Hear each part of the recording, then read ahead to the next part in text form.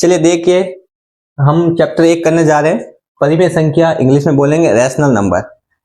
ये चैप्टर करने से पहले हम कुछ बेसिक चीजें सीखेंगे, जैसे प्राकृत संख्या क्या होती है, मैंने यहाँ पे लिखा है।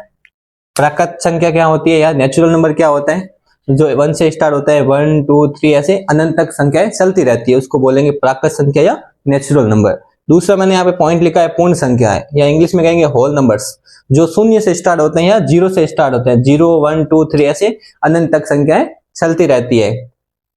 तीसरा मैंने लिखा पूर्णांक संख्या है। पूर्णांक संख्या क्या होती है, या इंग्लिश में कहेंगे इंटीजर नंबर क्या होते हैं। इंटीजर नंबर का मतलब होता है बहुत सारी चलना, जैसे प्लस में भी नंबर चलेंगे और माइनस की तरफ भी नंबर चलेंगे। अगर प्लस की तरफ चलेंगे तो उसको बोलेंगे पॉजिटिव या धनात्मक संख्या है, और जो नेगेटिव की तरफ चलेंगे उसको बोलेंगे ऋणात्मक संख्या है। जब नेगेटिव की तरफ चलेंगे ये भी इंफिनिटी तक चलेंगे या अनंत तक चलेगी संख्याएं, माइनस वाली और प्लस वाली भी अनंत तक चलेगी संख्याएं।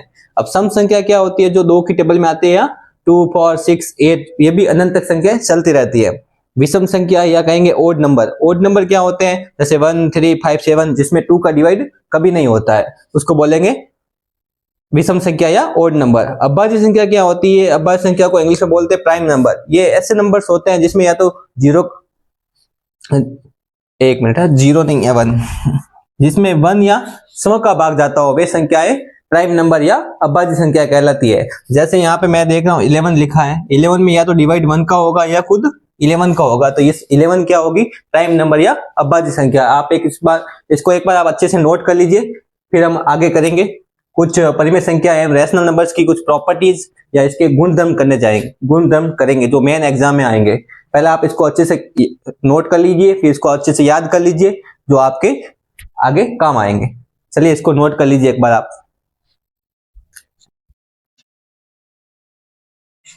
देखिए जो 7 पॉइंट मैंने नीचे लिखा था वो आप अभी मैंने इसको पूरा लिख दिया है। परिमेय संख्या या रैशनल नंबर क्या है, मेन टॉपिक अपना यही है, परिमेय संख्या क्या है या रैशनल नंबर क्या है। तो चलिए इसको अब थोड़ा सा विस्तार से करेंगे, परिमेय संख्या या रैशनल नंबर। परिमेय संख्या किसे कहते हैं, जिसको P बाई Q के रूप में लिखते हैं। वे संख्याएं जिसे P बटा Q के रूप में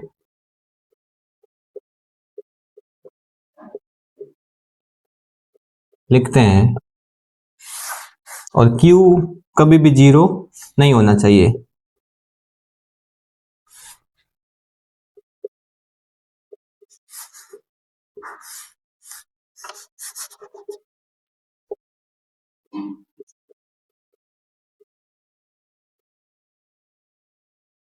जैसे 3/5, 4/5, या हम लिखें 8/3, ये सब क्या है, परिमेय संख्या है, या इसको बोलेंगे रैशनल नंबर है। आप इसको ऐसे नहीं लिख सकते, ये परिमेय संख्या है नहीं है, क्योंकि क्यू क्या है, यहाँ पे 0 है। इसको एक बार नोट कर लीजिए।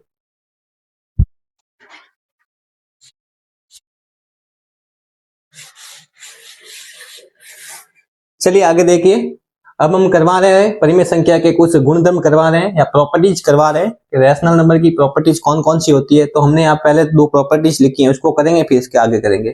पहली प्रॉपर्टी लिखी है हमने, कर्म विनिमय या कॉम्यूटेटिव लॉ होता क्या है। सबसे इंपॉर्टेंट क्वेश्चन ये दोनों ही है, एग्जाम में भी ये दोनों क्वेश्चन ही आएंगे मैक्सिमम। तो चलिए इसको थोड़ा सा करते हैं हम। देखो, कर्म विनिमय मतलब होता है किसी चीज का कर्म चेंज होना, किसी नंबर का क्या होना, कर्म चेंज होना। जैसे 3 प्लस 4, तो 4 प्लस 3 हो जाएगा। यहाँ पे देखिए बोर्ड पे, जैसे मैंने यहाँ पे लिखा 3 प्लस 4, जब इसका कर्म विनिमय करेंगे तो क्या आएगा, 4 प्लस 3। ये तो थे डिजिट, सिंपल डिजिट। अब हमको लिखना किसमें, परिमेय संख्या में, और परिमेय संख्या हमेशा किसमें होती है, बट्टा में होती है। तो चलिए देख, यहाँ पे मैं कुछ क्वेश्चन करवा देता हूँ। जैसे देखो,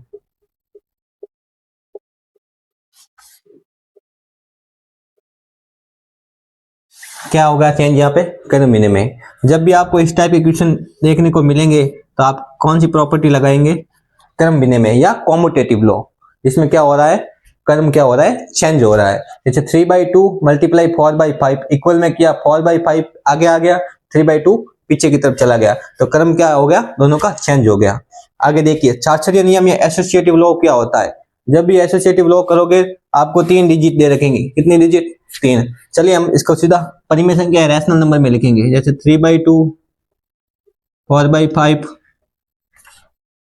3/6, ऐसे कैसे सामने भी लिखेंगे।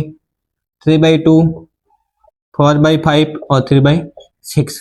अब इसमें क्या होता है, जो बीच वाला होता है वो हमेशा क्या आता है, कॉमन आता है। क्या आता है, जैसे इन दोनों को देखिए, ब्रैकेट में आ गया, हमेशा क्या आएगा, ब्रैकेट में आएगा। वापिस देखिए, ब्रैकेट बनाया मैंने यहाँ पर भी। अब देखिए, जब तीनों में से इन दोनों का ब्रैकेट बनाया तो 4/5 भी क्या आया, इसके ब्रैकेट में आया। फिर अगला वाला देखिए, 3/2 मल्टीप्लाई 4/5 मल्टीप्लाई 3/6। अब ये दोनों किस में आ गए, ब्रैकेट में आ गए। तो जो मिडिल वाला होता है वो हमेशा किस में रहेगा, ब्रैकेट में रहेगा। जब भी आपको इस तरह के डिजिट दिखे तो उसको क्या बोलेंगे, एसोसिएटिव लॉ। मैं आपको लिखा देता हूं, a multiply B multiply C बराबर a multiply B multiply C. ये दोनों ब्रैकेट में और ये दोनों ब्रैकेट में, कोई भी हो सकता है, ये दोनों इधर भी हो सकते हैं, वो इधर भी हो सकते हैं। तो हमेशा बी क्या रहेगा, ब्रैकेट में रहेगा। वैसे वैसे इसको अपन हम करने जाएं a प्लस बी तो उल्टा क्या होता है, b प्लस ए। ये ऐसे लिखे हुए भी आ सकते हैं, पूछ सकता है कौन सा यहाँ पे नियम लग रहा है या कौन सा गुणधर्म है यहाँ पे। इसको आप नोट कर लीजिए अच्छे से, समझ में आया।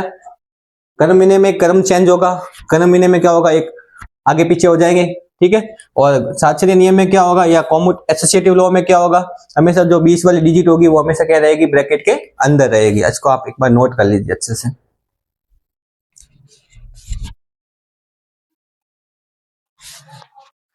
चलिए तीसरा पॉइंट देखिए। तीसरा पॉइंट क्या कह रहा है, योज्य प्रतिलोम, या प्रतिलोम को अपन व्युत्क्रम भी कहते हैं, इंग्लिश में कहेंगे एडिटिव इनवर्स। इंग्लिश का थोड़ा ध्यान देना, एडिटिव क्या लिखा हो, एडिटिव। एडिटिव का मतलब होता है प्लस, योज्य मतलब क्या होता है, प्लस। प्रतिलोम का मतलब होता है उल्टा, क्या होता है, उल्टा। व्युत्क्रम का भी मतलब क्या होता है, उल्टा। इनवर्स का मतलब होता है उल्टा, ठीक है। तो जब भी इसमें क्या करना होता है कि कोई भी संख्या लिखी मैंने यहाँ पे, ठीक है, इस जब भी इसका हम क्या करेंगे, इनवर्स निकालेंगे तो उत्तर क्या आना चाहिए इसका, इनवर्स करेंगे तो साइन क्या हो जाएगा, बस चेंज हो जाएगा। क्या ध्यान रखना है, एडिटिव इनवर्स में या योज्य प्रतिलोम में क्या ध्यान रखना है, जो भी अपन को डिजिट दे रखी है उसका उल्टी चीज कौन सी आएगी, माइनस में आएगी। क्या आएगी, माइनस में आएगी। तो ये माइनस में क्यों आता है, ये नियम क्या कहता है, समझा। योज्य प्रतिलोम का मतलब क्या होता है, ऐसी संख्या यहाँ पे प्लस की जाए कि उत्तर क्या आ जाए, 0। आंसर क्या आ जाए, हमेशा आंसर क्या आ जाए, 0। तो ध्यान से समझना है, मान लो 3/2 है, इसमें ऐसी संख्या प्लस करनी है तो उत्तर क्या आ जाए, 0। तो ऑब्वियसली 0 कब आएगा, जब ये जो संख्या लेके दूसरी क्या लेंगे, माइनस वाली लेंगे। एक बार इक्वेशन और देखिए, जैसे मैंने लिखा 4/5, अब मेरे को 0 लाना है, यहाँ पे क्या लाना है, तो इसकी जो एडिटिव इनवर्स होगी वो कौन सी होगी, इसकी लिख दो बस, प्लस करके क्या लिखो, -4/5। इसकी क्या लिखनी है, बस माइनस में लिखनी है। जो संख्या ले रखी है उसको क्या लिखनी है, माइनस में। तो इसका आंसर क्या होगा, 3/2 का क्या होगा, एडिटिव इनवर्स क्या होगा, या योज्य प्रतिलोम क्या होगा, -3/2।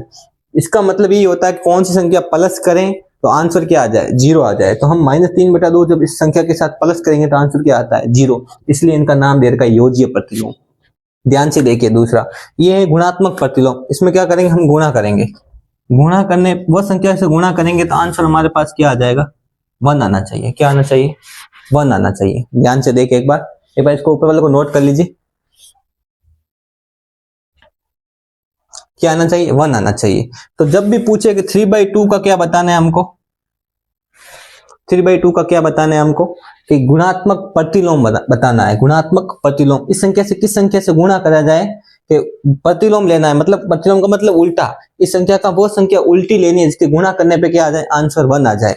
तो जब मैं ये संख्या लेगी 3/2, तो कोई पूछे कि इसका गुणात्मक प्रतिलोम क्या होगा, तो आप लिखोगे 2/3। क्या लिखोगे, 2/3। अब कैसे आया, इसका आंसर 1 आना चाहिए। तो ध्यान से देखना, जैसे मैंने लिखा 3/2, जब इसको मल्टीप्लाई करूंगा 2/3 से, तो आंसर क्या आना चाहिए, 1 आना चाहिए। देखो 1 आ रहा है, कटने के बाद 3 से 3 कट गया, 2 से 2 कट गया, तो आंसर क्या आया, 1। तभी तो 1 आता है। तो इसका हमको क्या लेना है, उल्टा लेना है, माइनस नहीं लगाना है, बस इसका क्या करना है, उल्टा करना है। गुणात्मक प्रतिलोम में क्या करना है, उल्टा करना है। एक बार वापिस समझा देता हूँ, ध्यान से समझो, दोनों देखना एक बार वापिस देखना। देखो जब भी योज्य प्रतिलोम आए, जैसे मैंने लिखा 3/2, कुछ भी नहीं करना, -3/2 उसका आंसर होगा। क्या होगा, -3/2, बस माइनस लगाना है यहाँ पे। और गुणात्मक में क्या होगा, जैसे 3/2 होगा तो इसका एडिटिव इनवर्स क्या होगा, 2/3। बस यही लिखना है। दोनों समझ में आए। जब भी पूछे कि योज्य प्रतिलोम 3/2 का योज्य प्रतिलोम क्या होगा, तो आप लिखोगे -3/2, ऑप्शन आ जाए तो। दूसरा लिखा हुआ है कि गुणात्मक प्रतिलोम क्या होगा, 3/2, तो लिखना है 2/3, बस इसका उल्टा लिखना है। समझ में आया, इसको एक बार नोट कर लीजिए।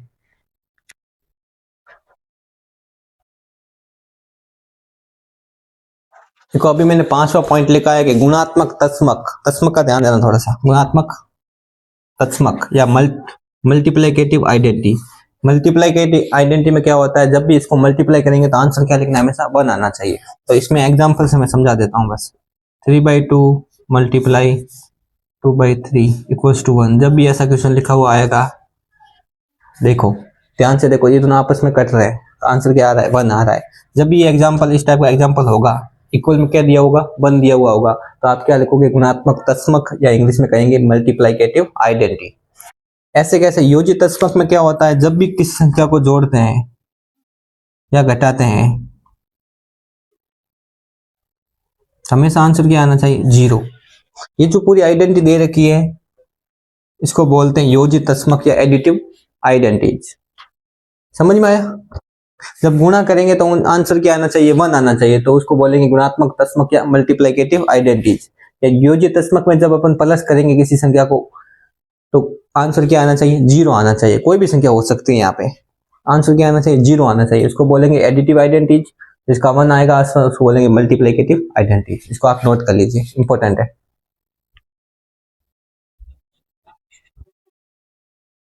एक और प्रॉपर्टी है समृद्ध या क्लोजर।